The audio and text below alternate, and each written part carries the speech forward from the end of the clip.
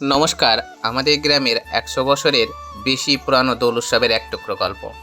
আজ যে ভিডিওটি আমি নিয়ে এসেছি এটা আমার গ্রামের বলরামপুরের ঐতিহ্যবাহী দোল উৎসব। আমাদের এই দোল উৎসবের ইতিহাস শত বছরের বেশি পুরানো, তবে আমাদের দোল একটু বিশেষ। এটি মূল দোলের ৭ দিন পর অনুষ্ঠিত হয়। আমাদের বলরামপুর নামটির পেছনেও এক গভীর তত্ত্ব আছে। লোকে মুখে শুনেছি যে এখানে কৃষ্ণ বলরাম যে প্রাচীন মন্দির আছে, সেই মন্দিরের নাম অনুসারেই গ্রামটির নাম হয়েছে। এই মন্দির ঘিরেই প্রতি বছর আয়োজন করা হয় এই মহোৎসবের। দোলের দিনে এখানে ঢল নামে ভক্তের দূর দূরান্ত থেকে মানুষ আসেন ঠাকুরের নিত্য দর্শনে, কীর্তন শ্রবণে এবং ভগবানের লীলায় মাতোয়ারা হতে। আগের রাতে সারা রাত ধরে চলে গীতাপাঠ ও হরিনাম সংকীর্তন। আমাদের গ্রামের ভক্তবৃন্দ নিজেরাই পরিবেশন করে এই পবিত্র কীর্তন এবং পাঠের জন্য বাইরে থেকে পাঠক নেওয়া হয়। এছাড়া এখানে প্রসাদের ব্যবস্থাও করা হয়। দোল মানেই এখানে রঙের খেলা, আবিরে আবিরে রাঙা হয় আকাশ বাতাস।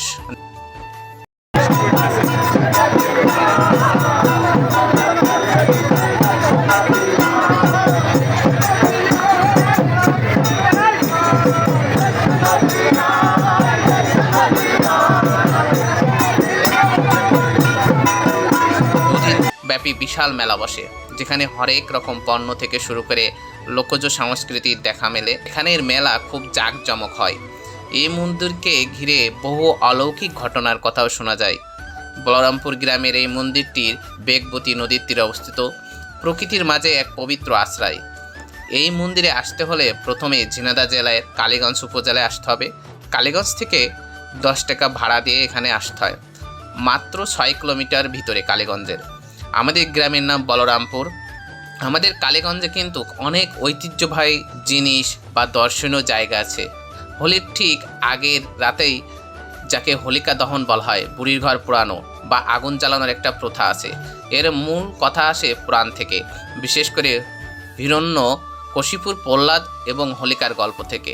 হিরণ্যকশিপু ছিল এক অত্যাচারী রাক্ষস রাজা। সে নিজেকে ঈশ্বর বলে দাবি করত।